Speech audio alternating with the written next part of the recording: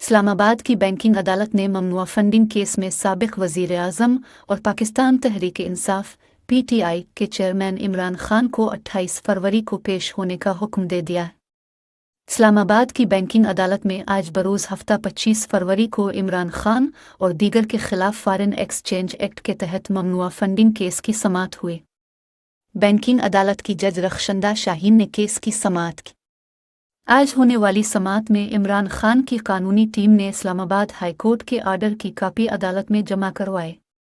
इस मौके पर अदालत के रूबरू एडवोकेट नईम हैदर पंजूठा ने बताया कि हाई कोर्ट ने इमरान खान को 28 फरवरी को पेश होने का हुक्म दिया है। अदालत ने हाई कोर्ट के हुक्म की कापी मिलने पर समाअत बगैर कार्रवाई मुलतवी करते हुए हाई कोर्ट अहकामात की रोशनी में इमरान खान को 28 फरवरी को पेश होने का हुक्म दे दिया।